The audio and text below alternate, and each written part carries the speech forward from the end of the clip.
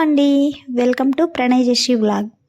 ఈరోజైతే నేను నువ్వుల పల్లి ఇంకా బెల్లం కలిపి ఉండలు చేశాను అనమాట. ఇవైతే చాలా టేస్టీగా ఉన్నాయి. అవి చేయడం కూడా చాలా సింపుల్. పిల్లలకు పెద్దవాళ్ళు తిన్నా కూడా హెల్దీ రెసిపీ అనమాట. ఇది ఒక 10 to 15 మినిట్స్లో కంప్లీట్ అయిపోతుంది ఈ రెసిపీ. దీన్ని ముందుగా అయితే ఒక ప్యాన్ పెట్టుకొని 1 కప్ వరకు పల్లీలు వేసుకోవాలి.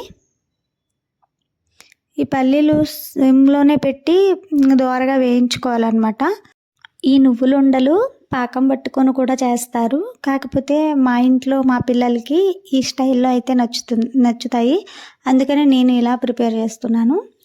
ఇవి కొంచెం బ్రౌన్గా అయ్యాక వీటిని తీసి పట్టువలుసుకొని పక్కన పెట్టుకోవాలి.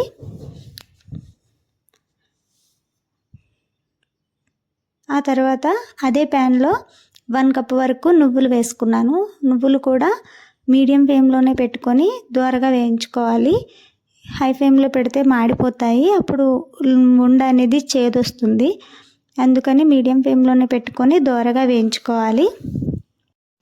ఇవి బయట దొరికే వాటికన్నా మనం ఇంట్లోనే ప్రిపేర్ చేసుకుంటే చాలా హెల్దీ కదా. అందులో చాలా తక్కువ ఇంగ్రీడియంట్స్తో చేసుకోవచ్చు. పల్లీలు ఇలా పట్టువలుసుకున్న తర్వాత ఇదిగో నువ్వులు కూడా ఇందులో యాడ్ చేసుకొని మిక్సీ జార్లో యాడ్ చేసుకొని అందులో 1 కప్ వరకు బెల్లం కూడా వేసుకోవాలి. కాకపోతే ముందుగా ఈ 2 మిక్సీ పట్టాలి, గాఢగాఢగా మిక్సీ పట్టాలి. ఇందులోనే ఒక 4-5 ఇలాచీని యాడ్ చేసుకోవాలి ఫ్లేవర్ కోసం.